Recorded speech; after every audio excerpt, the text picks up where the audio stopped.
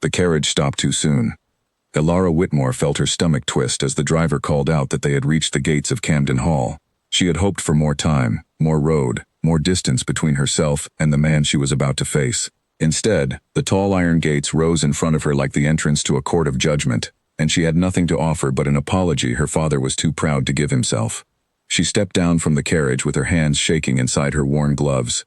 The estate stretched before her, vast and cold under a gray morning sky, the kind of place built to remind visitors how small they were. Somewhere behind those high windows lived Duke Ashford Camden, a man known through every drawing room in London for his exacting temper and his refusal to forgive a debt, a lie, or a broken promise. Her brother Peter had given him all three. Only a year ago, the Whitmore name had meant something respectable in London's trading circles. Her father had built a modest shipping business through decades of careful, honest work, earning a reputation for fairness that had opened doors most merchants never saw. Then illness had struck him hard, stealing the steadiness from his hands and the sharpness from his judgment, and Peter, only 20, and desperate to prove himself capable of running the family's affairs, had made choices no honest man should ever make. Elara still remembered the night her brother had confessed everything to her, his voice breaking as he admitted what he had done, how he had signed the Duke's name to secure funds the family desperately needed, believing he could repay the debt before anyone noticed the forgery. He had been wrong. Elara walked up the long stone path with her spine straight, though her heart pounded so hard she feared the servants could hear it. She rehearsed the words her father had written for her the night before, words asking for mercy, words that tasted like ash in her mouth. She had never wanted to be the one sent to beg, but her father's hands shook too badly to hold a pen these days, and someone had to save what was left of the Whitmore name. She passed beneath ancient oak trees lining the drive, their bare branches stretched overhead like grasping fingers against the pale sky. Somewhere in the distance she could hear the faint bark of hunting dogs, and the sound made her flinch, imagining for one absurd moment that they had been set loose to hunt her down before she ever reached the door. She forced the thought away, reminding herself that fear would serve her family no better than silence. Whatever waited for her inside, she would face it with whatever courage she could summon. A footman opened the door before she reached it, as though she were expected, as though her arrival had been announced by the very air around the house. "The Duke will see you now," the footman said, his voice flat, giving nothing away. Elara's breath caught. She had expected to wait. She had expected hours in a cold sitting room, perhaps even a refusal at the door. Instead, she was led immediately down a corridor lined with portraits of stern ancestors, their painted eyes seeming to follow her, judging her before she had even spoken a word. The study door opened, and there he was. Duke Ashford Camden stood by the window with his back half turned, a tall figure in dark clothing, his posture too still, too controlled. When he turned to face her, Elara found herself unable to breathe for a moment. She had expected a man twisted by cruelty, someone whose face would match the stories told about him. Instead, she saw a man with sharp, assessing eyes, a face carved from patience and control, and something else beneath it that she could not name. "Miss Whitmore," he said. His voice was quiet, but it carried the weight of command. "I confess, I did not expect your father to send his daughter to do what he could not do himself." Heat rose in her cheeks, but she forced herself to remain steady. "My father is unwell, Your Grace. I have come in his place to ask for your understanding regarding my brother's debts." "Understanding," the Duke repeated, as though testing the word. "Is that what you call it? Your brother forged my signature on a contract worth more than most men earn in a lifetime. He nearly destroyed the reputation of my family's business dealings. And you have come to ask for understanding." Elara lifted her chin, refusing to let her voice waver. "I have come to ask for mercy, Your Grace. My brother was foolish, not wicked. He acted out of desperation, not malice. My family will repay every shilling, given time." The Duke studied her for a long moment, long enough that she felt the silence pressing against her skin like a physical weight. She had expected shouting. She had expected cold dismissal. She had not expected this quiet, careful study, as though he were reading something in her face that had nothing to do with her brother's crimes. "Sit, Miss Whitmore," he said finally, gesturing to the chair across from his desk. She obeyed, though her legs felt unsteady beneath her skirts. He walked to his desk slowly, each step deliberate, and lowered himself into his own chair, his eyes never leaving hers. "Your brother's debt is not the only matter I wish to discuss," he said. Elara's stomach dropped. "Your Grace?" "I have had dealings with your family's business for some time now, Miss Whitmore. Your father's failures did not begin with your brother's forgery. They began years ago, with poor investments, mismanaged accounts, promises made to men who expected to be repaid on time. Your family owes considerably more than the sum your brother stole from me. The room seemed to tilt around her. She had known her family's finances were poor, but she had not known the full weight of it, not until this moment, spoken plainly by the one man with the power to ruin them completely. I did not come here today to discuss my father's business decisions, she said, her voice tighter than she intended. I came to speak of my brother's debt to you specifically. And yet the two are tied together more closely than you realize, the Duke said. If I choose to call in what is owed to me, in full, immediately, your family will have nothing left. No estate, no name worth protecting. Your father would spend what remains of his years in disgrace, and your brother would face consequences far graver than a stern lecture. Elara felt tears burning behind her eyes, but she refused to let them fall in front of this man. Then tell me what you wish, your grace. Tell me what price will satisfy you, and I will find a way to meet it. Something shifted in his expression then, something she could not read. He rose from his chair and walked slowly around the desk until he stood only a few feet from where she sat, close enough that she had to tilt her head back to meet his eyes. I have not yet decided, he said. Return tomorrow, at this same hour. I will have my answer for you then. Your Grace, please, if there is any way to settle this today. Tomorrow, Miss Whitmore. His voice left no room for argument, though it was not unkind. You will have my answer then, and not before. She rose from her chair on unsteady legs, dropping into the smallest of curtsies before turning toward the door. As she reached it, his voice stopped her once more. Miss Whitmore. She turned back, her heart still hammering against her ribs. Your brother is fortunate to have a sister willing to face judgment in his place, the Duke said quietly.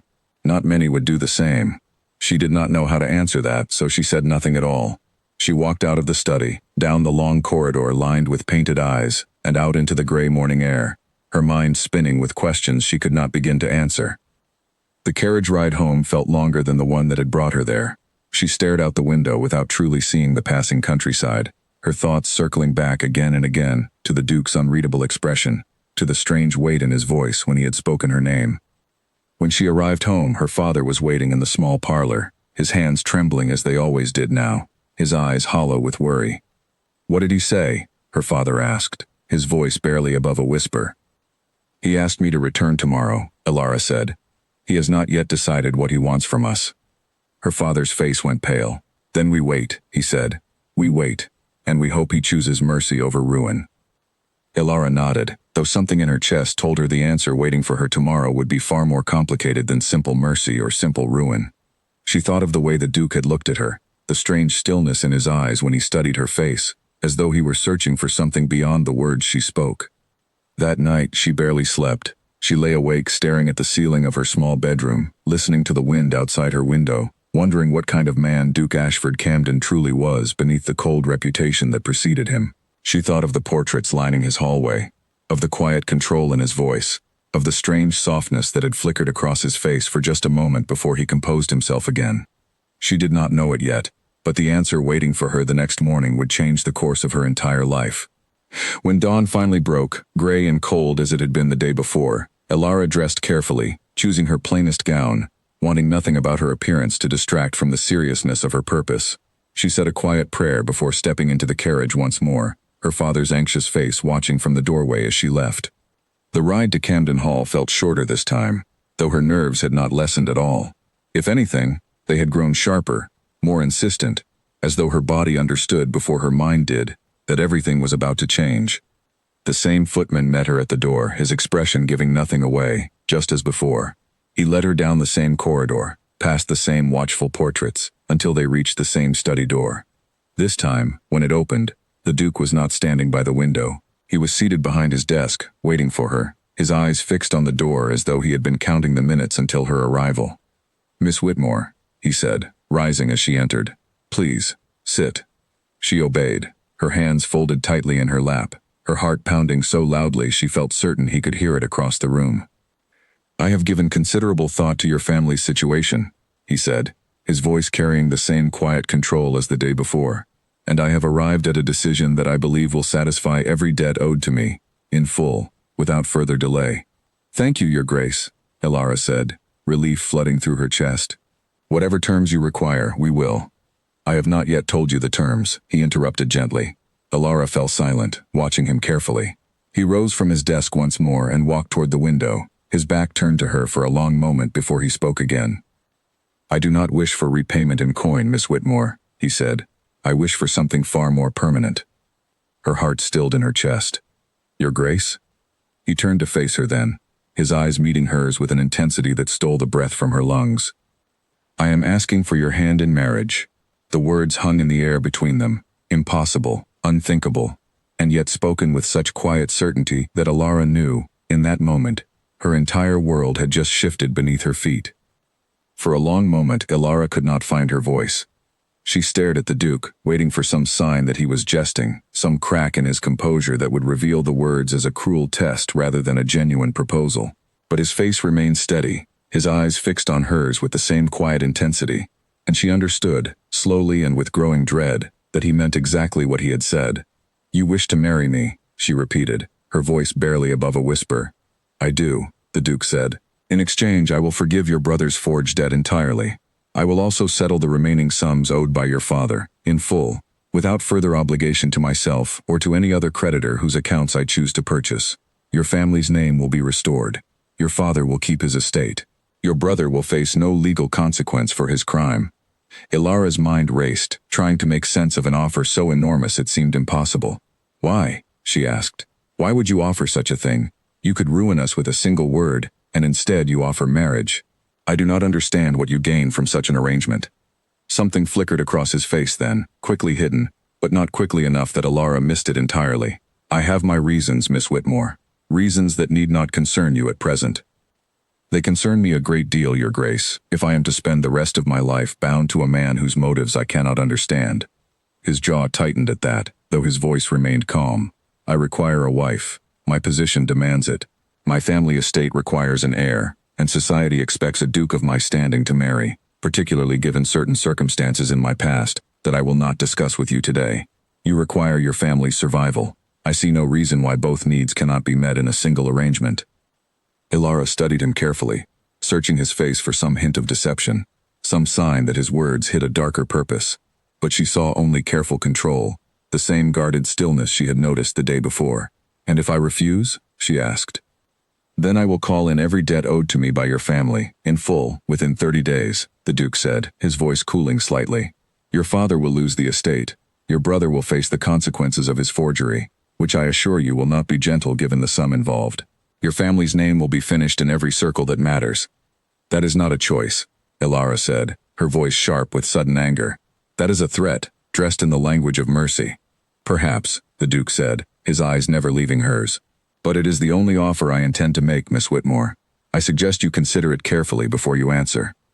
Ilara rose from her chair, needing to move, needing space to breathe and think clearly.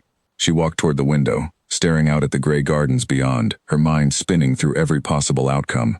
If she refused, her family would fall into ruin, her father's health would likely collapse under the weight of disgrace, and her brother would face consequences that might follow him for the rest of his life. If she accepted, she would be bound forever to a man she barely knew, a man whose reputation for coldness preceded him through every drawing room in London. And yet, she thought, remembering the flicker of something unreadable in his eyes, perhaps that reputation was not the whole truth of him. She thought of her mother, gone these past 5 years, and wondered what advice she might have offered in such a moment. Her mother had always believed that character revealed itself not in grand gestures but in small choices, in the way a person treated those who could offer them nothing in return. The Duke had spoken sharply of her family's debts, yet he had not shouted, had not mocked her for coming in her father's place, had not treated her with the contempt she had braced herself to endure. Perhaps that meant nothing at all. Perhaps it meant everything. She could not yet be certain which.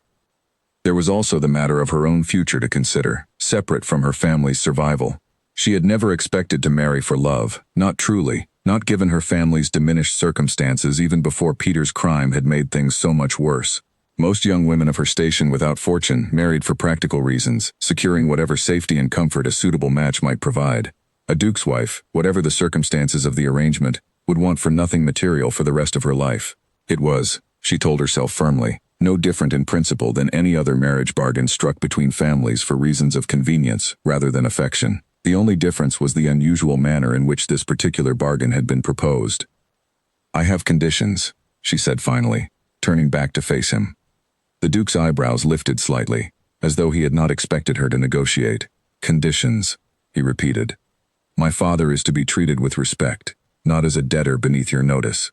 My brother is to be given the chance to prove himself capable of honest work, perhaps within your own household or business dealings, so that he might rebuild what he has damaged, and I will not be treated as a possession purchased to settle an account. If I am to be your wife, I expect to be treated as one, with whatever courtesy that position deserves." For a moment, something almost like respect crossed the Duke's face. "Your conditions are reasonable, Miss Whitmore. I accept them." "Then I accept your proposal, Your Grace," Elara said, though the words tasted strange in her mouth, foreign and heavy with consequence. The Duke nodded once, as though the matter were now settled beyond discussion. "I will send word to my solicitor this afternoon to draw up the necessary arrangements. The marriage will take place within the month." "Within the month," Elara repeated, startled by the speed of it. "There is no reason to delay," the Duke said. "Your family's debts grow more precarious with each passing week, and I see no benefit in prolonging an arrangement already settled between us." Elara nodded slowly, though her heart still raced with the enormity of what she had just agreed to. She thought of her father waiting at home, anxious for news, and wondered how she would explain that she had saved the family not through mercy, but through a bargain that would bind her for the rest of her life. "May I ask you something, Your Grace?" "Oh," she said, before she could stop herself. "You may ask," the Duke said. "I make no promise to answer." "Why me specifically? You could have chosen any woman in London to become your Duchess. Why offer marriage to the sister of the man who wronged you?" The Duke was quiet for a long moment, his eyes studying her face as though searching for the right words. "Because you came here yourself, Miss Whitmore, when your father could not bring himself to face me. Because you spoke for your brother with more courage than he showed in committing his crime. Because you negotiated conditions with me rather than simply accepting whatever terms I offered, as most would have done given the circumstances." He paused, and something in his expression softened just slightly. "I find myself curious about a woman who would do such things. That curiosity is reason enough, for now." Elara did not know how to respond to that, so she said nothing, though she felt her cheeks warm under his steady gaze. "You should return home," the Duke said, his voice returning to its usual careful control. "Tell your father the arrangement has been settled. I will send my solicitor to finalize the details within the week." Elara nodded and rose from her chair, though her legs still felt unsteady beneath her. As she reached the door, she turned back once more. "Your Grace," she said, "I hope you understand that agreeing to this marriage does not mean I trust you, not yet." Something like the ghost of a smile crossed his face, gone almost as quickly as it appeared. "I would think less of you if you did, Miss Whitmore. Trust is not something I expect to be given freely. It is something that must be earned, on both sides." She left the study with those words echoing in her mind, and the carriage ride home passed in a blur of disbelief and quiet dread. When she arrived, her father rose from his chair the moment she entered, searching her face for news. "Well," he asked, "what did he say? What terms has he set?" Elara took a steadying breath before she answered. "He has offered to forgive every debt owed to him, and to settle the remainder owed to other creditors as well. Our family's name will be restored in full." Her father's face flooded with relief, tears gathering in his tired eyes. "Thank the heavens. What does he ask in return? Whatever it is, we will find a way to." "He asks for my hand in marriage," Elara said quietly. Her father's relief faltered, replaced by shock and something that looked almost like guilt. "Elara, you cannot mean—" "I have already agreed, father," she said. "The arrangement is settled. We are to be married within the month." Her father sank back into his chair, his hands trembling more violently than before. "I never wished for this. I never wished for you to pay the price of your brother's foolishness." "It is done, father," Elara said, kneeling beside his chair and taking his shaking hands in hers. "Our family is safe. That is what matters now." But even as she spoke the words meant to comfort him, she felt the weight of her own uncertain future pressing down upon her chest. She thought of Duke Ashford Camden's careful eyes, his guarded voice, the strange flicker of something unreadable that crossed his face whenever their conversation strayed too close to matters he clearly did not wish to discuss. She did not know yet what kind of life awaited her within the walls of Camden Hall. She did not know whether the man she had agreed to marry harbored kindness beneath his cold reputation, or whether she had simply traded one form of danger for another, disguised in the elegant language of duty and arrangement. But there was no turning back now. The bargain was struck, the terms accepted, and within a month she would become the Duchess of Camden, bound by law and vow to a man whose heart remained as much a mystery to her as the reasons behind his sudden, startling proposal. That night, as she lay awake in her narrow bed, Alara found herself thinking not of her family's restored fortune, nor of the frightening uncertainty of her future, but of the brief moment when something almost like a smile had touched the Duke's stern face. She wondered what other expressions lay hidden beneath his careful control, and whether she would ever be given the chance to discover them. The wedding preparations began within days. Seamstresses arrived to fit her for gowns finer than anything she had ever worn. Her father, though relieved beyond measure at his family's rescued fortune, watched her with a lingering sadness in his eyes, as though he understood the cost of her sacrifice, even if he could not undo it. Her brother Peter, when told of the arrangement, went pale with shame and gratitude in equal measure. "I never meant for you to pay for my mistake," he told her, his voice thick with regret. "Then prove yourself worthy of the chance you have been given," Alara told him firmly. "That is the only repayment I ask of you." Her Aunt Margaret, her father's older sister, arrived from the countryside to help with the preparations, clucking with disapproval over the speed of the arrangement even as she admired the fine silk chosen for the wedding gown. "A duke," she muttered more than once, shaking her head as though the very idea remained difficult to believe. "Who could have imagined it? Your poor mother would have wept with joy and worry in equal measure." "There is little cause for joy in a marriage built to settle a debt, Aunt Margaret," Alara said one afternoon, standing patiently while the seamstress pinned the hem of her gown. "Perhaps not joy at first," her aunt replied, studying her niece with unexpected shrewdness. "But marriages built on practical foundations have grown into genuine devotion before, child. It happens more often than the romantic novels would have you believe. Duty shared honestly between two people can grow into something deeper, given patience and goodwill on both sides." Alara said nothing to that, though she turned the words over carefully in her mind, long after her aunt had returned to her needlework. She thought of the Duke's careful eyes, the flicker of something unreadable that crossed his face whenever their conversation touched matters he did not wish to discuss, and wondered whether patience and goodwill might indeed be enough to build something real between two strangers bound together by circumstance rather than choice. Word of the engagement spread quickly through London society, carried by servants and tradesmen eager to share such remarkable news. Alara found herself the subject of considerable gossip, some of it kind, much of it laced with the particular cruelty reserved for those whose sudden fortune seemed unearned. She learned to hold her chin high when she encountered whispered conversations that stopped abruptly at her approach, though the effort cost her more than she allowed anyone to see. Her father, watching her endure these small humiliations with quiet dignity, grew increasingly remorseful over the sacrifice she had made on the family's behalf. "I should never have allowed this," he told her one evening, his voice heavy with guilt. "A father should protect his daughter, not send her to bargain away her future for his own failures." "You did not send me to bargain anything, father," Alara said gently, taking his trembling hands in hers. "I chose to accept the Duke's offer myself, knowing full well what it would mean. Do not carry guilt for a choice that was mine alone to make." Her father's eyes filled with tears at her words, though he said nothing more, simply pressing a grateful kiss to her forehead before retreating to his study, where he had taken to spending long hours in quiet reflection since the arrangement had been settled. As the days passed and the wedding drew closer, Alara found herself thinking more and more of the man she was soon to marry, wondering what truths lay hidden behind the walls of Camden Hall, and what secrets had shaped a man capable of both such coldness and such unexpected generosity in the very same breath. The wedding took place on a cold morning in a small chapel near Camden Hall, attended by only a handful of witnesses. There was no grand celebration, no crowd of well-wishers gathered to admire the bride.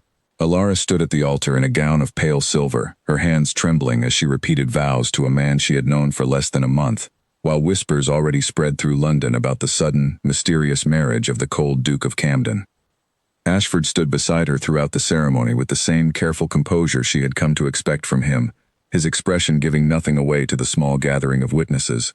When the vicar pronounced them husband and wife, he took her hand gently, formally, without the warmth she imagined a true husband might show, and led her from the chapel toward the carriage waiting to carry them to her new home. Only a handful of guests had attended, Alara's father and brother among them, along with an elderly aunt of Ashford's named Lady Beatrice, whose sharp eyes had studied Alara throughout the ceremony with an expression impossible to read. There had been no grand wedding breakfast, no dancing, no celebration befitting the marriage of a duke. Alara understood, without needing to be told, that Ashford had chosen this quiet simplicity deliberately, sparing them both the spectacle that London society would have delighted in making of such an unusual union. Camden Hall looked even larger from the inside than it had from the gates. Alara walked through corridor after corridor, past rooms filled with fine furniture and cold marble, feeling smaller with every step. The household staff greeted her with polite bows and careful expressions, none of them quite meeting her eyes, as though they too were uncertain what to make of their master's sudden bride. "This will be your room," Ashford said, leading her to a spacious chamber decorated in soft blues and creams, far grander than anything she had known in her family's modest house.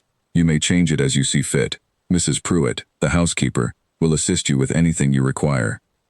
"Thank you," Alara said, though the word felt strange given the circumstances of their arrangement. Ashford lingered in the doorway a moment longer than necessary, his eyes studying her face with an expression she could not quite read. "I have business matters requiring my attention this evening. I will see you at supper." He left before she could respond, and Alara found herself alone in the grand chamber, staring at her reflection in an ornate mirror, hardly recognizing the woman looking back at her. She was a duchess now, married to a man who remained as much a stranger to her as he had been the day she first walked through his gates seeking mercy for her brother. A gentle knock at her door interrupted her thoughts, and Mrs. Pruitt entered, a woman perhaps 50 years of age with kind eyes and an air of quiet efficiency that immediately put Alara somewhat at ease. "Welcome to Camden Hall, my lady. I hope you will find everything to your comfort. Please do not hesitate to ask for anything you require." "Thank you, Mrs. Pruitt," Alara said, grateful for the warmth in the housekeeper's manner after the formality of everything else that day. "I confess I feel rather lost within such a large house." "It takes time, my lady, for any new mistress to feel at home here," Mrs. Pruitt said kindly. "I have served this household for over 20 years now, since His Grace was but a boy.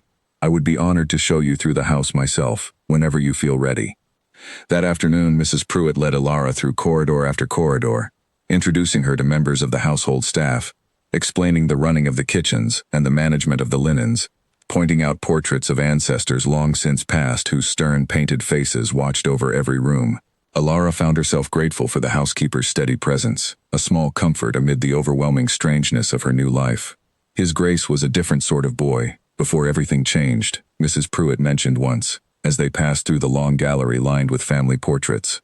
Warmer, quicker to laugh. "It is not my place to say more, my lady, but I thought you should know that the man you have married was not always so guarded as he seems now." The words lingered in Alara's mind long after Mrs. Pruitt had moved on to matters of household management, another piece of the puzzle that made up her husband's careful, controlled nature. That first night, supper was a quiet, formal affair, the long dining table stretching between them, so that Alara found herself nearly shouting to be heard over its considerable length. Ashford seemed to notice her discomfort. For the following evening, she found the table had been rearranged, two settings placed close together near one end rather than at opposite corners, allowing for actual conversation rather than distant formality. "I thought this arrangement might suit us better," Ashford said simply, when she remarked upon the change. "It does," Alara admitted, grateful for the small consideration. "Thank you." He nodded, though he said nothing further on the matter, returning his attention to the meal before them. But Alara noticed, filing the gesture away among the growing collection of small kindnesses that did not match the cold reputation preceding him. The following weeks settled into a strange and careful rhythm. Ashford treated her with unfailing courtesy, though it was a courtesy built more on duty than affection. They dined together most evenings, their conversations polite but distant, circling around safe topics like household matters and estate business, never straying close to anything personal. Alara began to feel as though she were living alongside a carefully constructed wall, one that Ashford maintained with practiced precision whenever their conversation threatened to grow too intimate. But slowly, in small unguarded moments, she began to see fragments of a different man hidden behind that wall. She noticed it first in the way he spoke to the household staff. Where other noblemen treated their servants as little more than furniture, Ashford knew each of their names, asked after their families, and insisted that any servant who fell ill be given proper care and rest, rather than being dismissed for their weakness. She noticed it in the way he handled the estate's tenant farmers, negotiating fair terms rather than squeezing every last coin from men who could ill afford to lose it.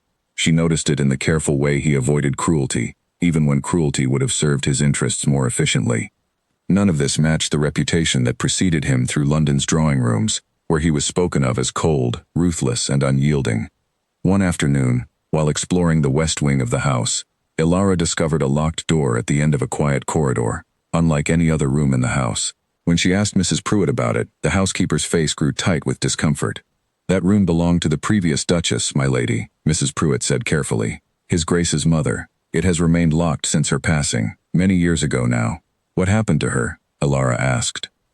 Mrs. Pruitt hesitated, glancing down the corridor as though fearing someone might overhear. It is not my place to speak of such matters, my lady. Perhaps you should ask His Grace himself, should you wish to know more. Elara did not ask him that evening, sensing that the wound, whatever it was, ran deeper than casual conversation could safely reach. But the mystery lingered in her mind, adding another layer to the puzzle of the man she had married. It was during her 3rd week at Camden Hall that Elara first encountered Lord Gareth Blackwood, a distant cousin of Ashford's whose smile never quite reached his calculating eyes. He arrived unannounced one afternoon, requesting an audience with the Duke on matters of family business, and Elara found herself seated across from him in the drawing room while they waited for Ashford to join them. "The new Duchess," Gareth said, studying her with open curiosity. "I confess, the whole of London is speaking of nothing else.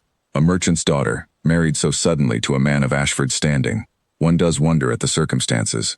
"There is little mystery to it, my lord," Elara said carefully. "The Duke wished to marry, and I accepted his proposal." Gareth's smile widened, though it held no warmth. "Of course, though I confess I find myself curious what circumstances led my cousin to look beyond the usual circles for his bride.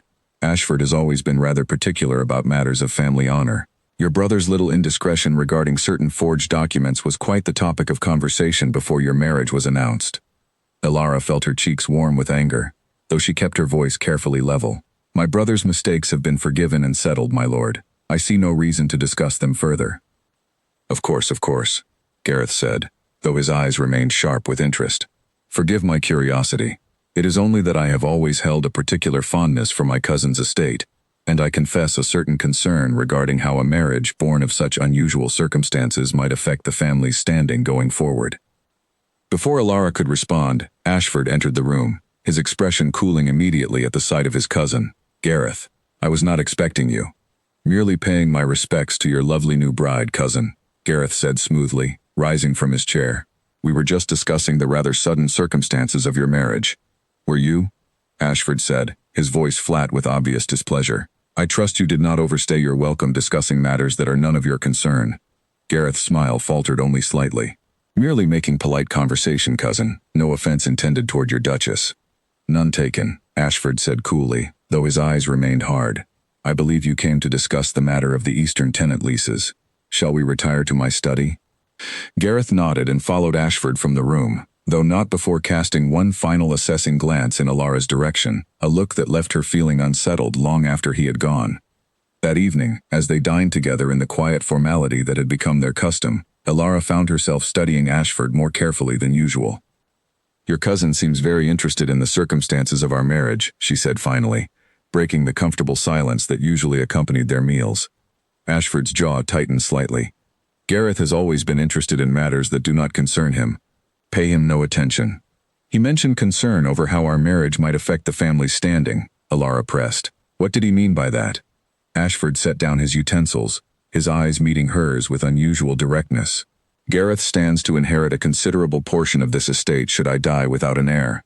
My marriage, and any children that result from it, directly threatens his expectations. He has good reason to take an unusual interest in our arrangement." The revelation settled uncomfortably in Elara's stomach. "Do you believe he means harm?" "I believe Gareth is capable of considerable mischief when his interests are threatened," Ashford said carefully. "I would advise caution in any dealings you have with him going forward." Elara nodded, filing the warning away carefully. Their conversation lapsed back into silence, though the quiet felt different now, weighted with new understanding of the dangers that surrounded their carefully constructed arrangement. As the weeks continued to pass, Elara found herself growing more comfortable within the walls of Camden Hall, though comfort with the house did not yet translate to comfort with its master. Ashford remained polite but distant, careful never to overstep the boundaries of their arrangement, though Elara began to notice small gestures that suggested a deeper consideration than his cool exterior revealed. He began leaving books on subjects she had mentioned enjoying, placed carefully in the library where she would find them, without any acknowledgement that he had noticed her interests at all. He adjusted his schedule so that certain evenings, when she seemed particularly tired or troubled, he would excuse her from the formality of supper entirely, allowing her to rest without comment or question.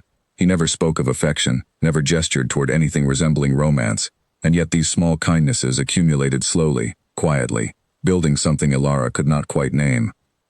One evening, walking through the gardens as the sun began to set, Elara came upon Ashford standing alone near an old stone bench, his expression distant and troubled in a way she had not seen before.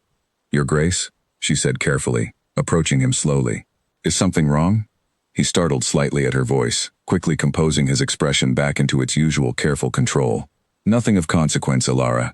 Merely old memories, stirred by the particular quality of the evening light."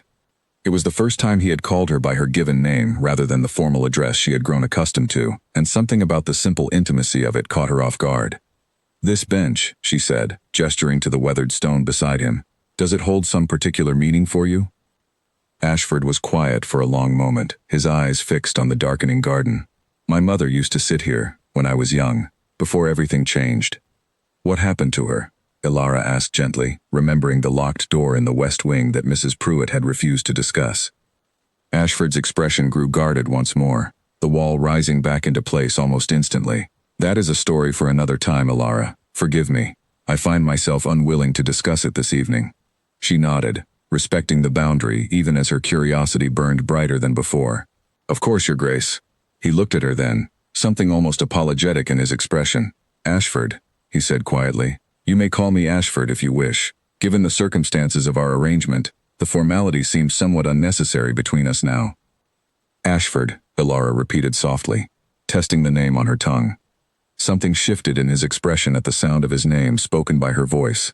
Something that looked almost like warmth breaking through the careful control he maintained so consistently. For just a moment, standing together in the fading evening light beside the weathered stone bench that held whatever painful memories he refused to share, Elara felt the first fragile thread of something that might, given time and patience, grow into genuine understanding between them. But the moment passed quickly, and Ashford's expression cooled back into its familiar careful distance. "It grows late," he said. "We should return inside." They walked back toward the house together in silence, though the silence felt different now, less like distance and more like the quiet space between two people, slowly, carefully, learning to trust one another, despite the shadows that lingered around them both. That night, lying awake in her chamber, Elara found herself replaying the moment beside the bench again and again, the sound of her own name spoken so gently in his voice, the flicker of vulnerability that had crossed his careful features before he composed himself once more. She had married a stranger only weeks ago, bound to him by necessity rather than affection. Yet something had begun to shift in the quiet spaces between them, something she could not yet name but which felt undeniably real. She thought of Mrs. Pruitt's words, that the man she had married had not always been so guarded, that grief and loss had built the walls now standing between him and the rest of the world. She wondered what it might take to help him set those walls aside entirely, and whether she even had the right to wish for such a thing, given the practical nature of the arrangement that had brought them together.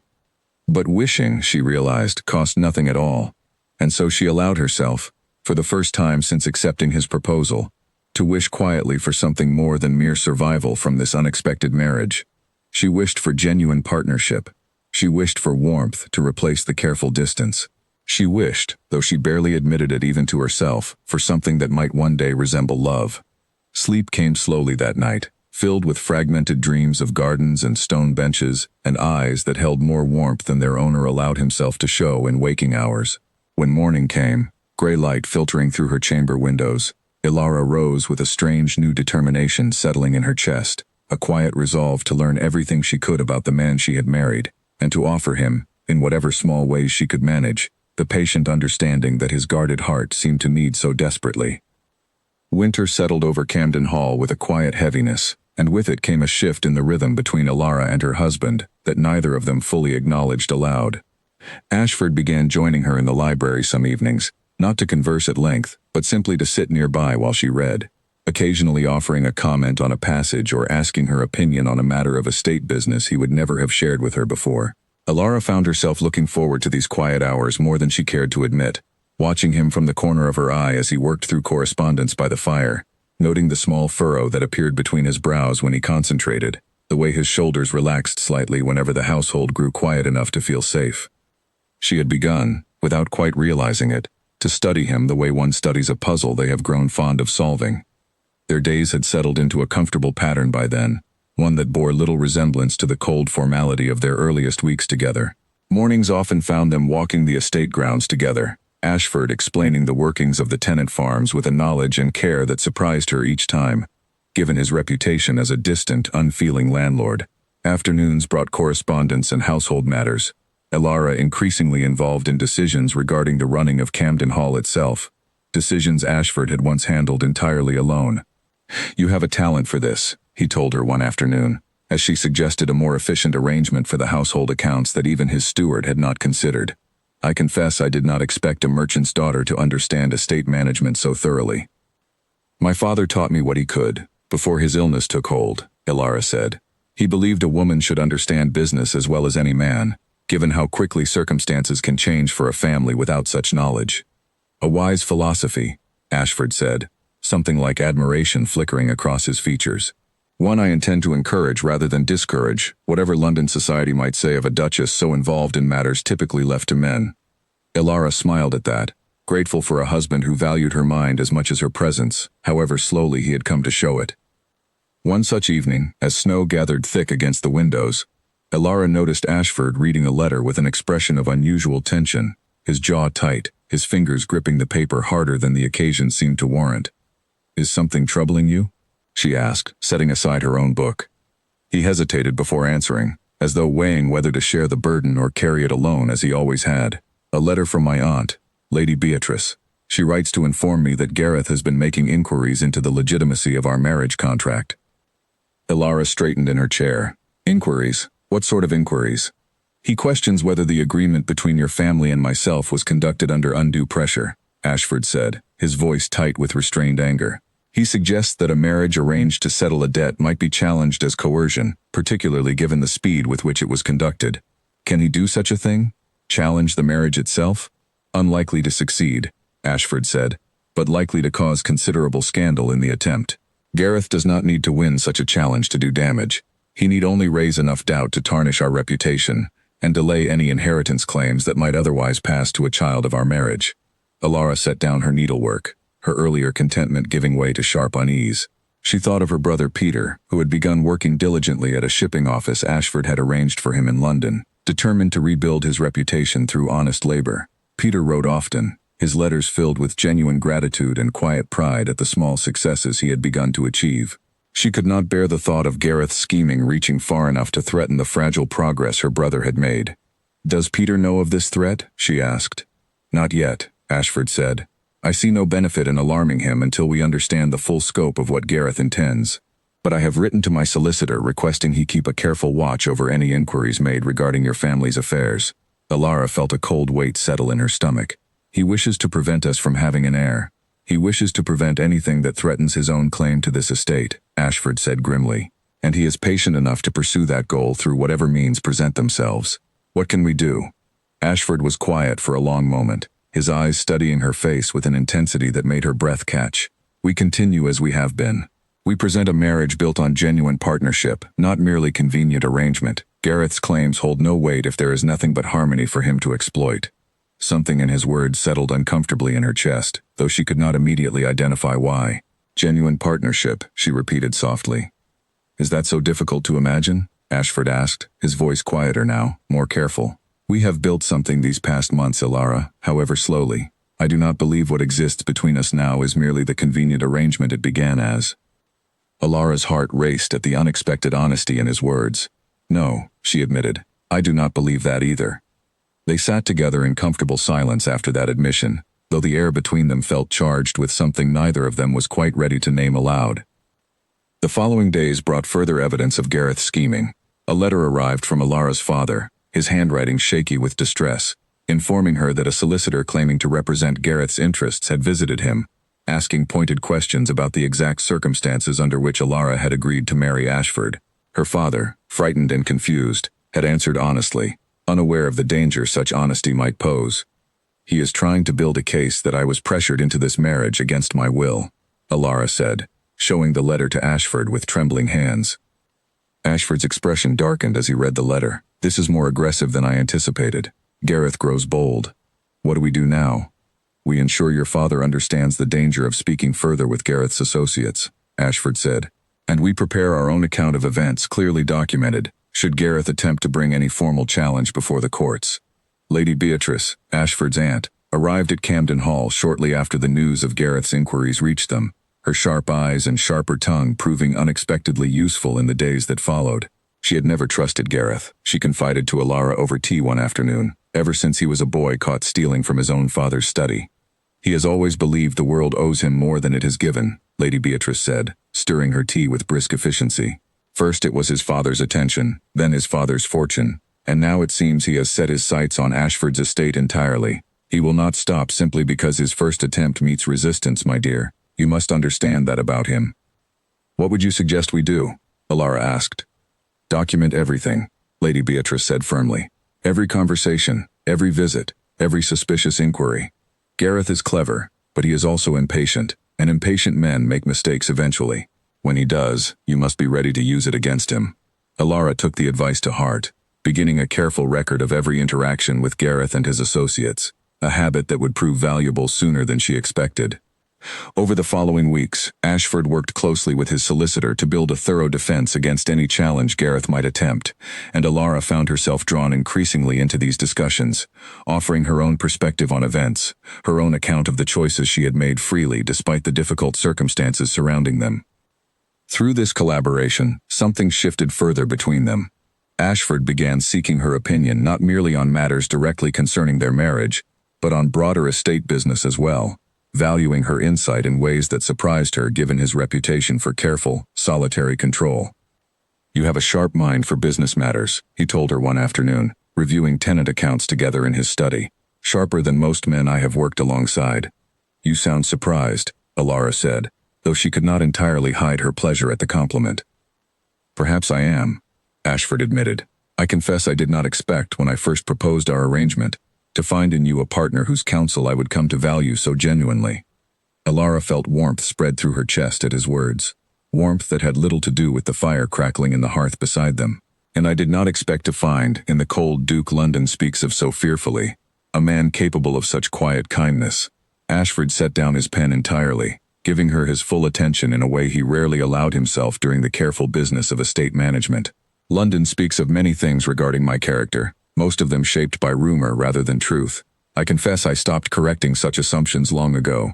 It seemed simpler to let people believe what they wished, rather than explain myself to those who had no genuine interest in understanding me. And yet you explain yourself to me, Alara said softly. You are different, Ashford said, his voice quieter now, almost hesitant, an unusual quality for a man so accustomed to careful control. You have asked questions no one else has thought to ask, and waited patiently for answers, rather than assuming the worst of me before I could speak. The admission settled between them, delicate and significant, and Alara found herself reaching for words adequate to the moment, though none seemed quite sufficient. Instead, she simply held his gaze, allowing the silence to carry what words could not yet express. Ashford's expression grew serious. That reputation was not always undeserved, Alara.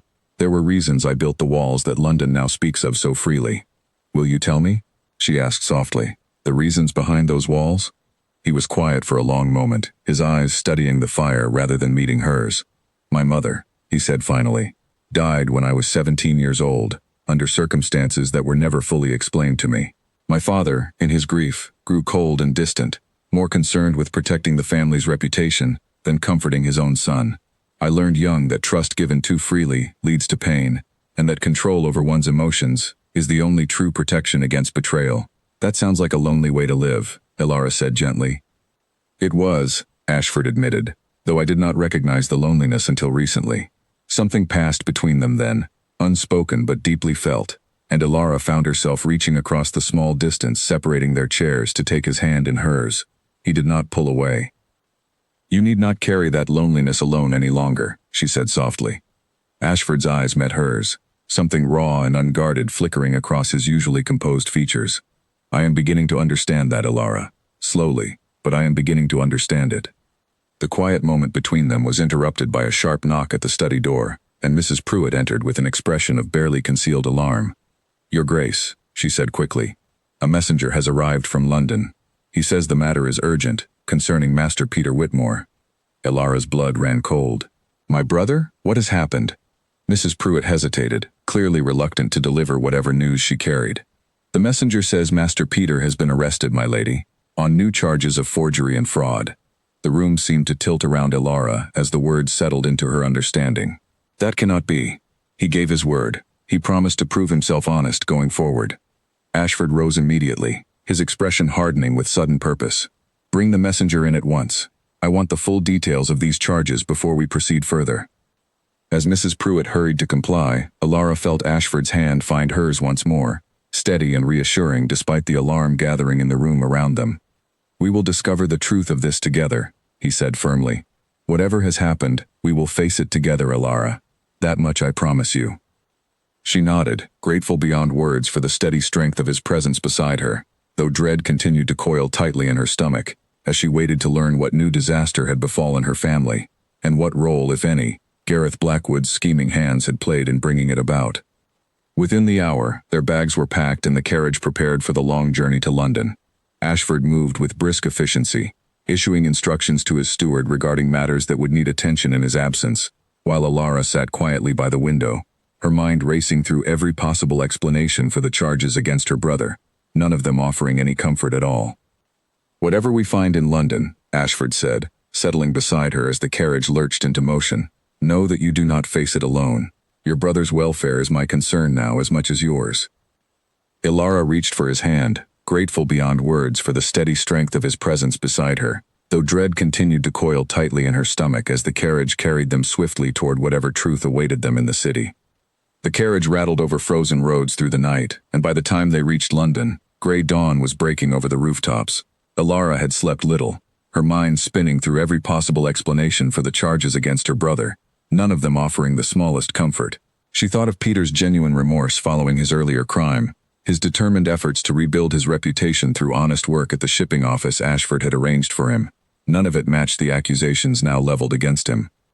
Ashford wasted no time upon their arrival, sending word ahead to the magistrate's office requesting an immediate audience, his own considerable reputation ensuring the request was granted without delay. Within an hour of reaching the city, they stood before the magistrate himself, a stern but fair-minded man named Justice Harlow, who reviewed the details of the case with careful attention while Ashford pressed him for particulars. The complaint was filed only 2 days ago, Your Grace, Justice Harlow explained, consulting the papers before him. A merchant house claims documents bearing Master Whitmore's signature were used to secure funds under false pretenses. Witnesses have come forward claiming to have seen him conducting the transactions personally. That is impossible, Ilara said, her voice rising with desperate certainty. My brother has had no dealings with any merchant house in London these past months. He has been working diligently, exactly as he promised, at the shipping office arranged for him. Then someone has gone to considerable trouble to make it appear otherwise, Ashford said, his eyes steady and thoughtful despite the alarm evident in his tightened jaw. Gareth, Ilara breathed, the realization settling cold and certain in her chest. We cannot accuse him without proof, Ashford said carefully, though his own suspicion was evident in his expression. But the timing is suspicious enough to warrant careful investigation. I request permission to review the evidence against Master Whitmore myself, Justice Harlow, before any formal proceedings advance further. The magistrate, recognizing both the weight of Ashford's standing and the reasonableness of his request, agreed to allow a brief examination of the documents before continuing. When they were finally permitted to see Peter, they found him seated in a small holding room, his face pale and drawn with fear and confusion.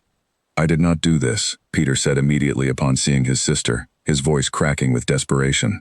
Ilara, I swear to you, I have had no dealings with the merchant house they speak of.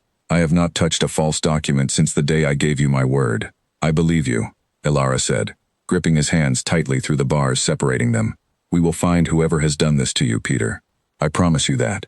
Ashford, meanwhile, had requested to review the evidence presented against Peter, examining the forged documents with careful, practiced eyes.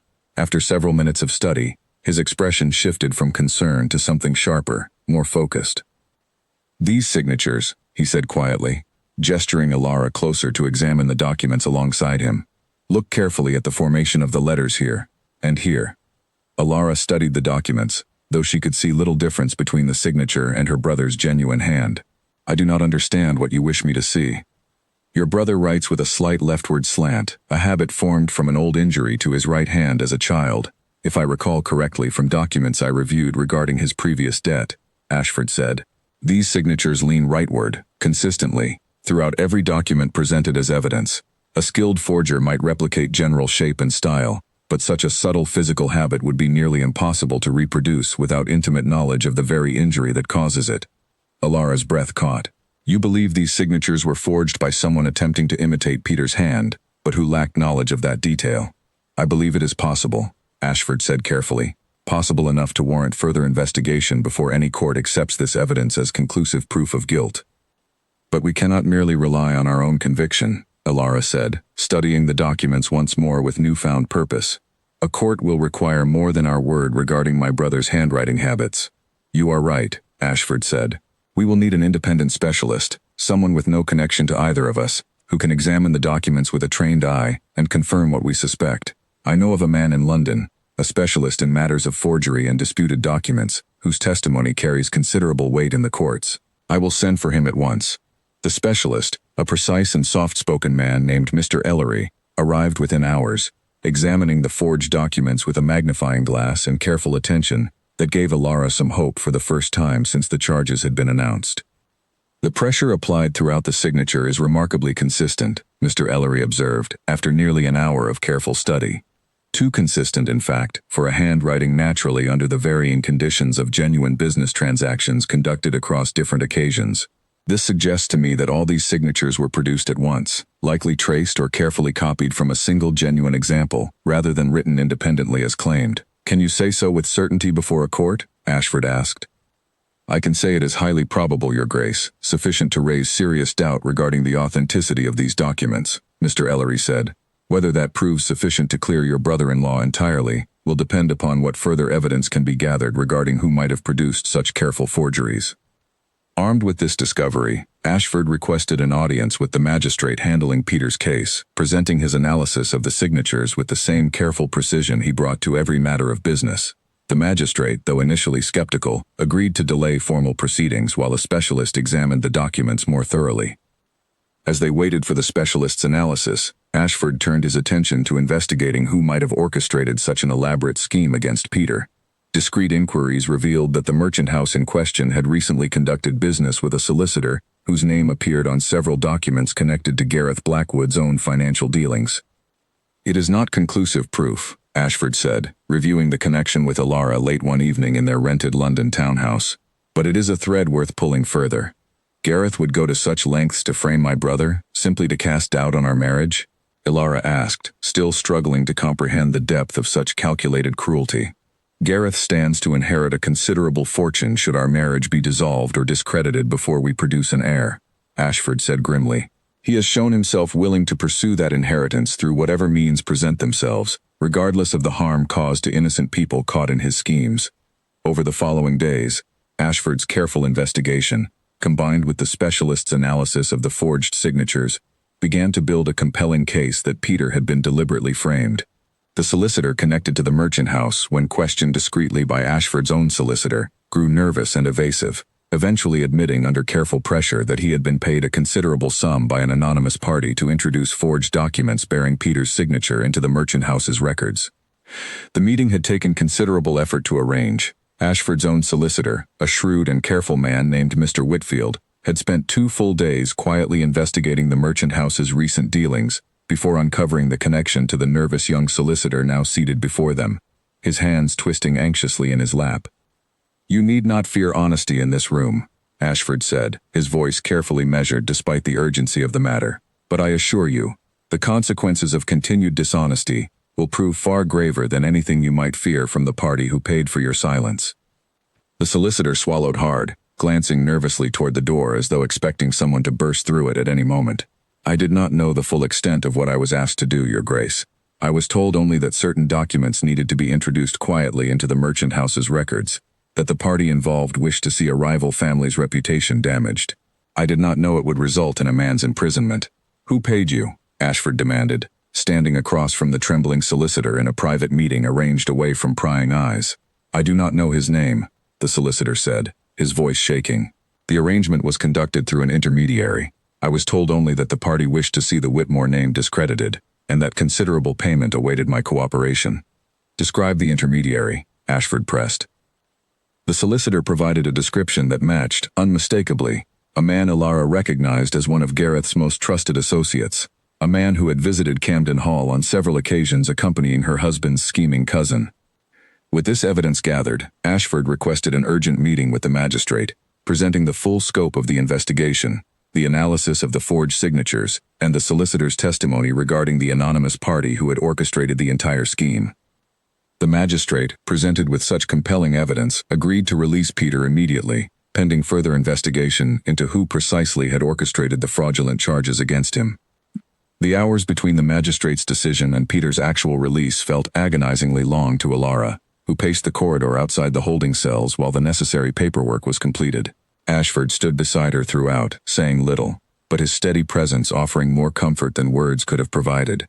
When at last the heavy door swung open and Peter stepped through it, blinking in the unfamiliar light after days confined in a dim cell, Alara could no longer contain herself. When Peter emerged from custody, pale and exhausted but free of the charges that had threatened to destroy him, Alara embraced him tightly, tears of relief streaming down her face. "Thank you," Peter said, his voice thick with emotion, turning to Ashford with genuine gratitude in his tired eyes. "I do not know how I will ever repay this debt, Your Grace." "There is no debt between us any longer, Peter," Ashford said, something warm and genuine in his usually careful expression. "You are my wife's brother. That makes your welfare my concern as well." Peter insisted on returning immediately to the shipping office the following morning, despite Alara's protests that he should rest after such an ordeal. "I will not let this frighten me away from the work I have built these past months," he told her firmly, though the shadows beneath his eyes betrayed how deeply the experience had shaken him. "If I hide now, it will only confirm whatever doubts remain in the minds of those who heard the accusations against me." Alara admired his resolve, though she worried privately that the strain of recent events might yet take a toll on her brother's fragile recovery. She made a point of visiting the shipping office herself the following week, quietly observing her brother at his work, relieved to see his colleagues greeting him with genuine warmth rather than suspicion, evidence that his diligent efforts these past months had earned him a reputation strong enough to withstand even Gareth's calculated scheme. That evening, as they finally returned to the quiet of their rented townhouse, Alara found herself overwhelmed by the events of the past days, the fear for her brother's safety, the relief of his release, and the growing certainty that Gareth Blackwood posed a danger to her family that extended far beyond mere social scheming. "He will not stop," she said quietly, sitting beside Ashford near the fire. "Even now, having failed to frame Peter successfully, Gareth will find some other means to threaten our family." "Perhaps," Ashford said, his expression thoughtful. "But we have gathered considerable evidence of his scheme this week, evidence that could be used against him should he attempt further mischief. I intend to confront him directly upon our return to Camden Hall, and to make clear the consequences he will face should he continue down this path." "Is that wise?" Alara asked, concern creasing her brow. "Confronting him directly might provoke him into more desperate action." "Perhaps," Ashford said again, "but allowing him to continue his schemes unchallenged serves us no better. I would rather face this danger directly than wait anxiously for whatever scheme he devises next." Alara studied her husband's determined expression, feeling a swell of admiration alongside her lingering worry. "You have changed these past months," she said softly. "The man who first proposed our arrangement would not have fought so fiercely for my family's protection." "Perhaps that man never truly existed the way London believed," Ashford said thoughtfully. "Or perhaps he did, for a time, before circumstances forced him to hide behind careful distance. Either way, I find I have little interest in returning to whoever I was before you arrived at my gates seeking mercy for your brother." "And what of the danger Gareth still poses?" Alara asked.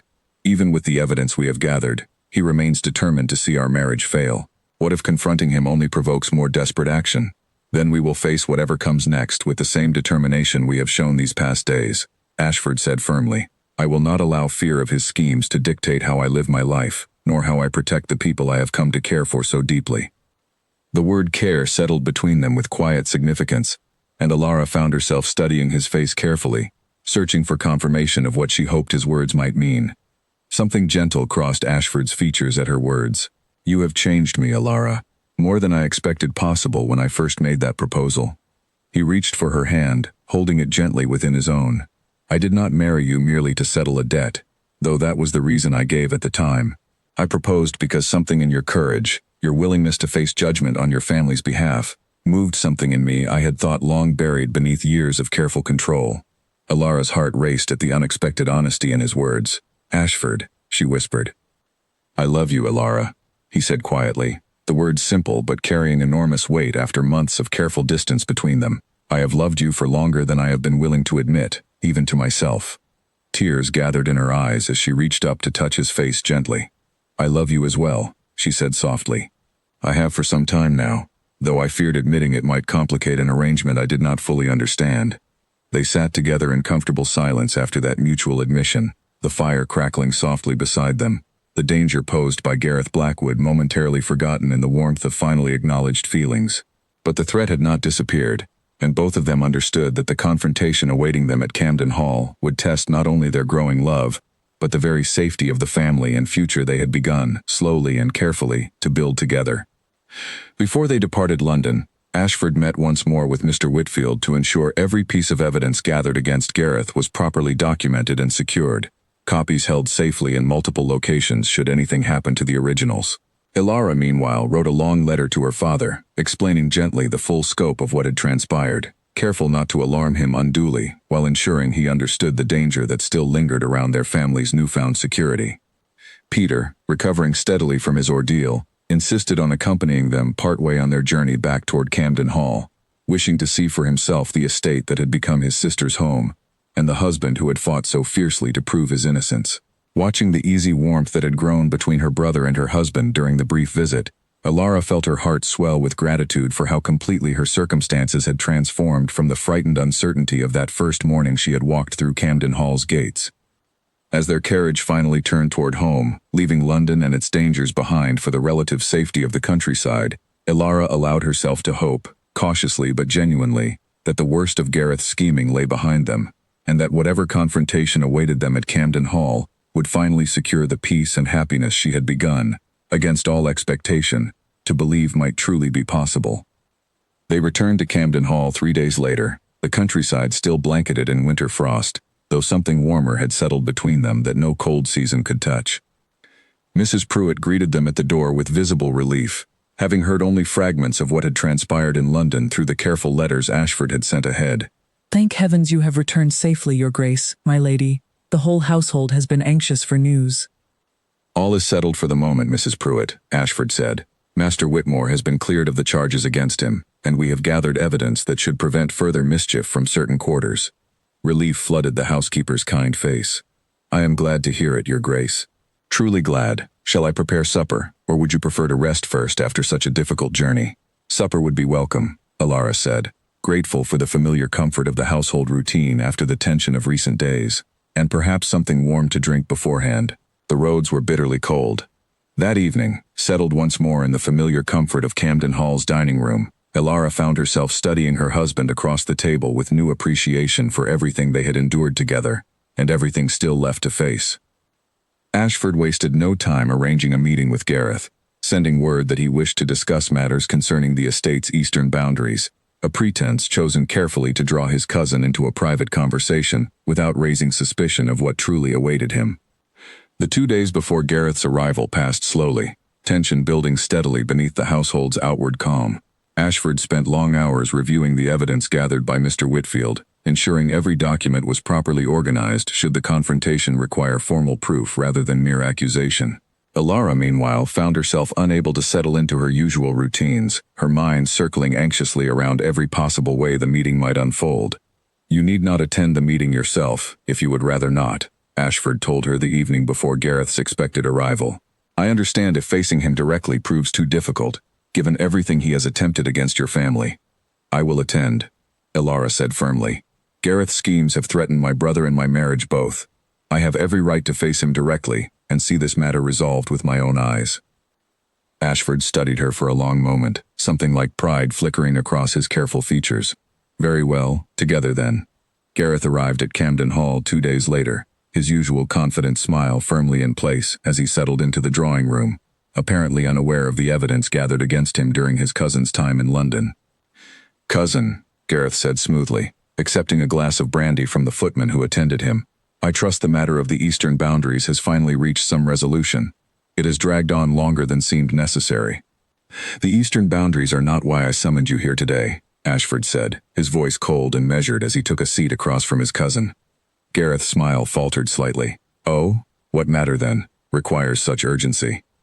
Ilara entered the room then, taking her place beside her husband with careful composure, despite the anger simmering beneath her calm exterior.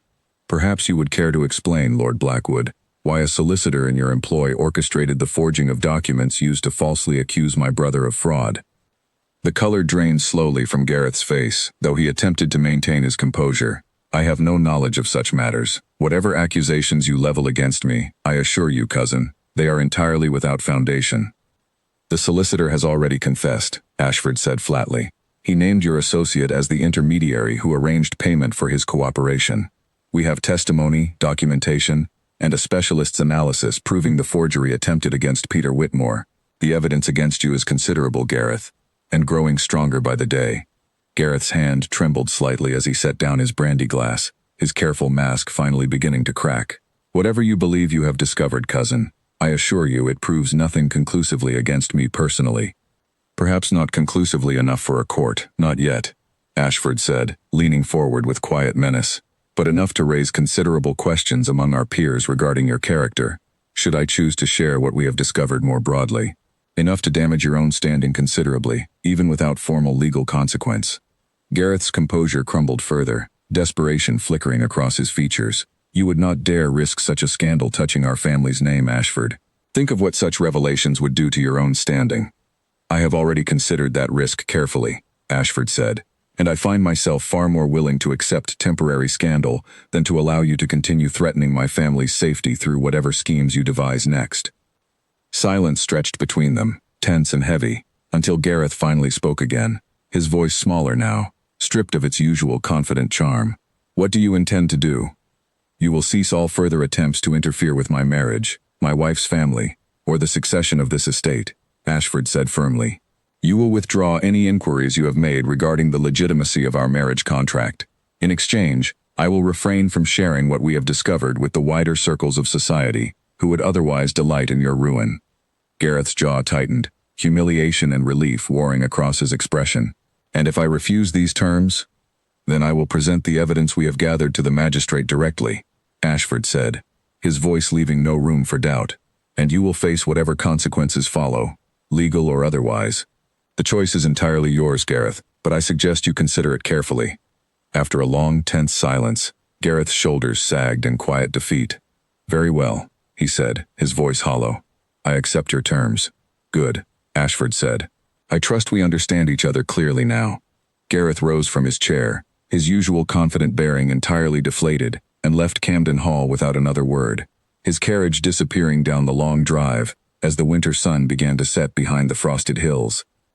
Alara let out a long breath she had not realized she was holding, relief flooding through her chest as the immediate danger finally passed. "It is over," she said softly. "Truly over." "For now," Ashford said, though his expression held genuine relief alongside careful caution. "Gareth is not a man easily reformed, but I believe the evidence we hold will keep him restrained for the foreseeable future." Lady Beatrice, informed of the confrontation's outcome shortly afterward, expressed grim satisfaction at the news. "It is more mercy than Gareth deserves, given what he attempted against your family," she told Alara over tea the following week. "But perhaps mercy is precisely the lesson he needs, rather than the ruin he so richly earned. We shall see whether he proves capable of learning from it." "Do you believe he will honor the terms Ashford set?" Alara asked. "For now, likely," Lady Beatrice said thoughtfully. "Gareth is many things, but he is not foolish enough to risk further exposure while the evidence against him remains so carefully documented. Whether his restraint holds once memory of this confrontation fades is a question only time will answer." Word of the confrontation spread slowly through the households connected to Camden Hall, and within weeks, whispers of Gareth's disgraced scheming reached enough ears that his own social standing suffered considerable damage, regardless of Ashford's restraint in sharing the full evidence. Society, it seemed, had already begun drawing its own conclusions, and Gareth found himself increasingly isolated from the circles he had once moved through with such easy confidence. Meanwhile, at Camden Hall, life settled into a new and gentler rhythm.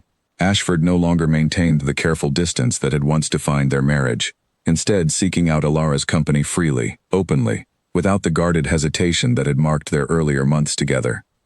One evening, several weeks after Gareth's confrontation, Ashford led Alara to the same weathered stone bench in the garden where she had first seen him, troubled by old memories. "I promised you a story, some time ago," he said quietly, settling beside her on the cold stone. About my mother and what happened to her. Alara took his hand gently, giving him space to continue at his own pace. My mother died from an illness that struck suddenly, without warning, when I was 17, Ashford said, his voice quiet but steady. She had always been the warmth of this household, the one who insisted on knowing every servant's name, who welcomed guests with genuine kindness rather than mere obligation. Her passing left a silence in Camden Hall that has never fully lifted, even now. My father, in his grief, became convinced that proper medical attention had come too late, because the physicians he trusted had failed her through negligence. He spent years pursuing that belief, engaging solicitors, demanding investigations, alienating himself from friends and family alike, growing colder and more suspicious of everyone around him. By the time he himself passed, several years later, he had become nearly a stranger to me, consumed entirely by grief and suspicion. I learned, watching him, that trust given freely leads only to disappointment and pain. That must have been a lonely lesson to learn so young, Alara said softly. It was, Ashford admitted. For years, I believed the only protection against such pain was careful control, distance, and the refusal to let anyone close enough to disappoint me the way my father had been disappointed. I built the reputation London speaks of so freely, believing it would keep me safe from ever repeating my father's grief. He turned to look at her then, something soft and vulnerable in his expression that she had rarely seen before. You have taught me, these past months, that such distance protects nothing worth protecting. It simply ensures a different kind of loneliness, one built from fear rather than genuine safety. Tears gathered in Alara's eyes as she listened to him speak so openly. Finally, about the wounds that had shaped him. I am glad you have found the courage to set aside those walls, even partially. I could not have found that courage without you, Ashford said, reaching up to gently brush away her tears. You arrived at my gates seeking mercy for your brother, and instead, you gave me something far more valuable. You gave me the chance to remember what it means to trust someone completely. He knelt slowly before her then, still holding her hand gently within his own. Alara Whitmore Camden, I did not marry you for love, when first I made my proposal, but I find myself now, deeply and completely, in love with the woman you have shown yourself to be. Will you allow me the honor of building a true marriage with you, one built on genuine partnership and mutual devotion, rather than merely the arrangement that first brought us together? Alara's heart swelled with joy as she pulled him gently to his feet, her hands framing his face with tender affection. I have loved you for some time now, Ashford. I would be honored to build that life alongside you. Their lips met in a gentle, promising kiss beneath the darkening winter sky, the weathered stone bench bearing silent witness to a love that had grown slowly, carefully, from an arrangement born of debt and desperation, into something genuine and enduring. When at last they parted, Ashford rested his forehead gently against hers, his breath warm in the cold evening air. I never believed I would feel this way again, he admitted quietly. After my mother's passing, after watching what grief did to my father, I convinced myself that such feeling was a weakness I could not afford. You have shown me otherwise, Alara, more patiently than I deserved. You deserved patience, Alara said softly, her hand resting against his chest where she could feel his heart beating steadily beneath her palm. Everyone deserves the chance to heal from grief, however long it takes. I am only glad I was given the opportunity to walk that path alongside you. They remained together on the weathered bench long after darkness had fully settled over the garden, speaking quietly of small things and large ones alike, the comfortable silence between their words a testament to how far they had traveled together since that first frightened morning at Camden Hall's gates. In the weeks that followed, their household transformed visibly, warmth replacing the careful formality that had once defined every interaction within Camden Hall's grand walls. The servants noticed it first, whispering among themselves about the Duke's softened expression, the Duchess's genuine laughter echoing through corridors that had once known only careful silence. Alara's father, visiting for the first time since the wedding, watched his daughter and her husband together with quiet wonder. I feared, when this arrangement was first struck, that I had condemned you to a lifetime of cold duty, he told her privately one evening. I am overjoyed to see how wrong that fear proved to be. We built something real, Father, Alara said, watching Ashford across the room as he spoke warmly with Peter about the shipping office, where her brother continued his honest work, something neither of us expected when this arrangement first began. Her father studied his daughter for a long moment, tears gathering in his eyes. Your mother would be so proud of the woman you have become, Alara. She always believed you were destined for something remarkable, even when circumstances seemed determined to prove her wrong. I only hope I have honored her memory, Alara said softly. You have honored it more than you know, her father replied, squeezing her hand gently. Every day. Peter, overhearing fragments of their conversation, joined them with a broad smile that had become far more common since his release from the false charges against him. The shipping office has offered me a promotion, he announced proudly. A position of genuine responsibility, one I mean to prove myself worthy of through honest effort alone. That is wonderful news, Peter, Alara said, embracing her brother warmly. I am so proud of everything you have accomplished. None of it would have been possible without you, Peter said, his voice thick with gratitude. Without the sacrifice you made, and the husband whose faith in second chances gave me the opportunity to prove myself worthy of trust again. As winter finally began to loosen its grip on Camden Hall, giving way to the first fragile signs of spring, Alara found herself standing once more at the tall iron gates where she had first arrived, frightened and desperate, seeking mercy for her brother's crimes. She thought of the woman she had been that day, uncertain and afraid, facing a man whose cold reputation had terrified her. That woman could never have imagined the life that awaited her beyond those gates, a life built not from mere survival, but from genuine partnership, growing trust, and a love that had blossomed slowly from the most unlikely of beginnings. Ashford joined her at the gates, wrapping his arm gently around her waist as they watched the first green shoots pushing through the melting frost. A new season, he said softly. A new beginning, Alara agreed, leaning into his warmth with quiet contentment. For both of us. Together, they turned back toward Camden Hall, ready to face whatever challenges the future might bring, secure now in the knowledge that they would face them together, bound not merely by the arrangement that had first brought them together, but by a love strong enough to weather whatever storms still lay ahead.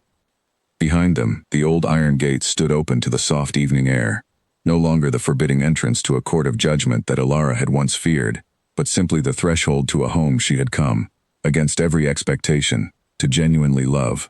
As they walked the long stone path together, hand in hand, the household staff watching from the windows with quiet smiles of their own, Alara found herself thinking of her father, of Peter, of everyone whose lives had been touched by the extraordinary bargain struck between herself and the man now walking beside her. Whatever trials still awaited them, whatever schemes Gareth might yet attempt in some distant future, Alara knew with quiet certainty that she and Ashford would face them as true partners, bound by choice rather than mere circumstance, their love a steady flame that no cold reputation, no scheming rival, and no painful memory could ever fully extinguish again. Spring turned to summer, and summer brought with it news that filled Camden Hall with a joy neither Alara nor Ashford had expected to arrive so soon. Alara discovered she was carrying a child on a warm afternoon in early June, the physician confirming what her own body had already begun to suspect. She sat quietly for a long moment after he left, her hand resting gently against her stomach, before hurrying to find Ashford in his study to share the news. He rose from his desk the moment she entered, alarmed by the flush of emotion visible on her face. Alara, is something wrong? Nothing is wrong, she said, her voice trembling with happiness. Ashford, we are going to have a child. For a moment, he simply stared at her, as though the words had not fully registered. Then something broke open across his careful features. Joy so raw and unguarded that Alara felt tears spring to her own eyes at the sight of it.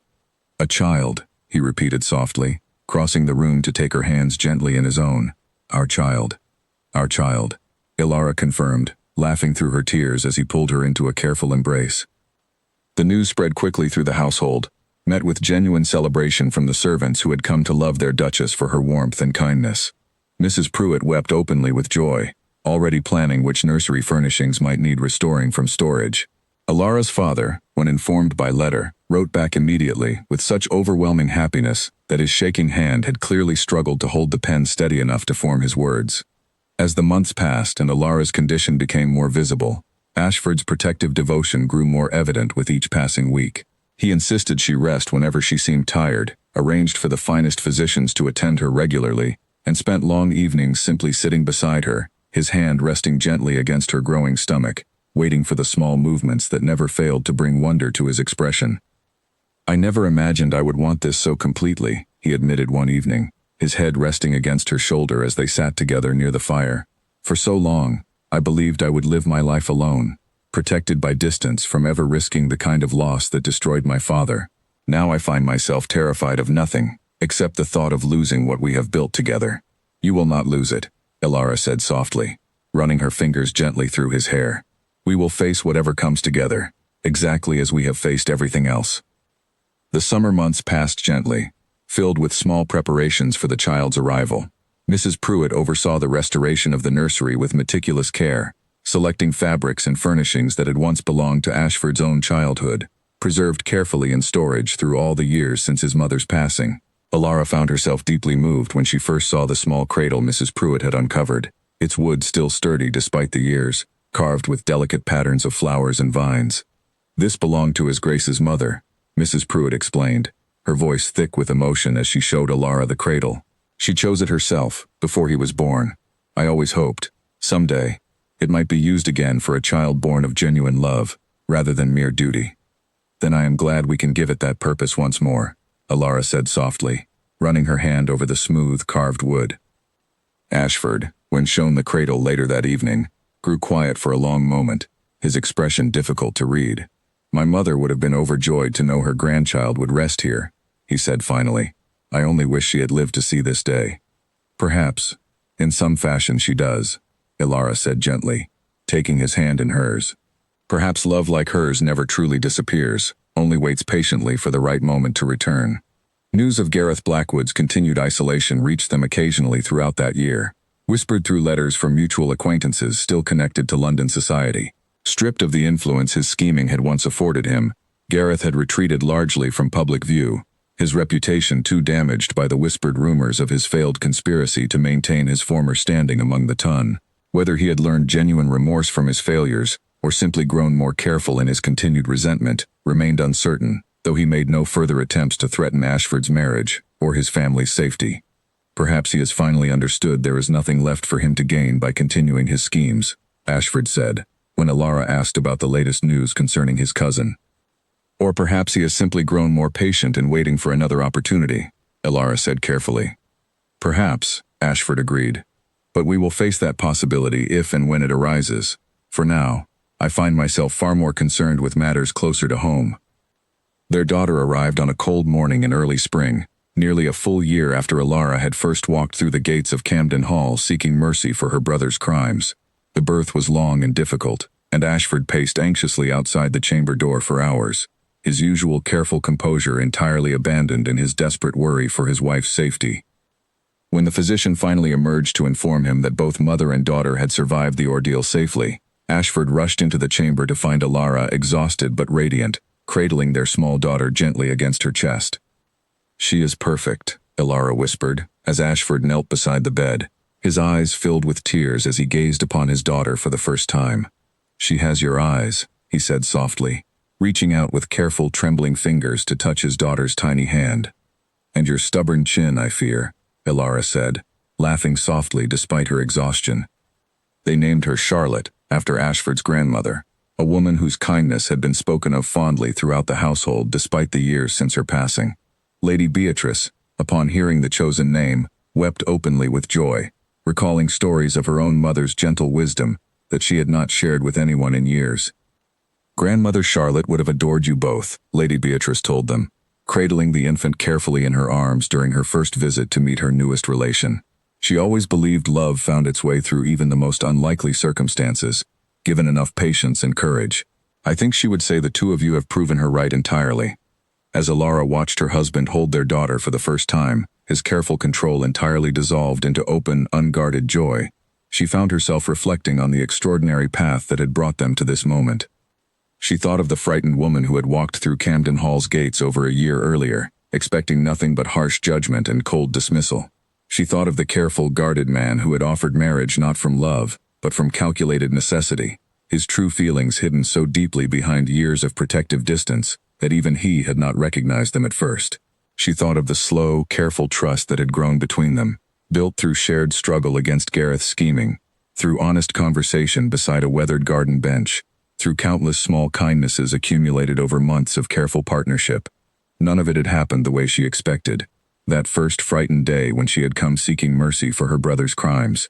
But everything that had followed had given her a life far richer than she could have imagined, a marriage built not on the cold calculation that had first brought them together, but on genuine love, mutual respect, and a partnership strong enough to weather whatever challenges still awaited them. As summer arrived once more, bringing warmth back to the gardens surrounding Camden Hall, Ilara often found herself sitting on the weathered stone bench where Ashford had first shared the painful memories of his mother's passing, now watching her husband walk slowly through the garden paths with their daughter cradled gently in his arms, his voice soft as he pointed out the various flowers blooming around them. Her father visited often those first months, delighting in his granddaughter's arrival. His health improved considerably now that the shadow of debt and disgrace no longer weighed upon his family's name. Peter, too, visited regularly, his position at the shipping office having grown into genuine success through his own diligent effort, his earlier mistakes long forgiven by everyone who mattered, including himself. One evening, as Ilara and Ashford sat together watching the sunset paint the sky in brilliant shades of orange and gold, their daughter finally asleep in the nursery upstairs, Ashford took her hand gently within his own. "Do you ever think of that first day," he asked softly, "when you walked through my gates, expecting nothing but judgment?" "Often," Ilara admitted. "I could never have imagined, that frightened morning, everything that would follow." "Nor could I," Ashford said. "I offered marriage that day believing I was simply solving a practical problem, securing an heir, and settling a troublesome debt in the most efficient manner available to me. I did not expect to fall so completely in love with the woman I had chosen for such calculated reasons." Ilara smiled softly, leaning against his shoulder as the last light of sunset faded slowly into the gathering dusk. "I am grateful, every day, that you chose marriage rather than ruin, that afternoon in your study. Grateful beyond words that our arrangement grew into something so much greater than either of us expected." "As am I," Ashford said, pressing a gentle kiss against her forehead. "More grateful than I could ever adequately express." They sat together in comfortable silence as darkness finally settled over Camden Hall, the estate that had once seemed so cold and forbidding now filled with warmth, laughter, and genuine love, transformed entirely by the courage of a frightened young woman who had once walked through its gates seeking only mercy, and found instead a life she could never have imagined possible. The story of the cold duke and the merchant's daughter who had softened his guarded heart became, in time, a quietly told tale among those who knew them best, a reminder that even the most carefully built walls could be dismantled by patience, honesty, and genuine devotion, and that sometimes the most unlikely beginnings led to the most enduring and treasured of endings. Years later, when little Charlotte grew old enough to ask about how her parents had met, Ilara would tell her a gentler version of the truth, one that spoke of courage and second chances rather than debt and desperation. She would tell her daughter that sometimes the frightening moments in life, the ones that seem certain to end in ruin, carry within them the seeds of something far more wonderful than anyone could have imagined at the time. She would tell her that her father had once believed himself incapable of love, guarded so completely behind walls built from old grief, until a determined young woman walked through his gates, seeking mercy, and found, instead, a partner willing to build an entirely new life beside her. And every time she told the story, Ashford would listen quietly nearby, his eyes finding Ilara's across the room, with the same warmth that had grown between them since that very first difficult morning, a warmth that had only deepened with each passing year, proving again and again that even the coldest beginnings could bloom, given patience and genuine devotion, into a love that lasted a lifetime.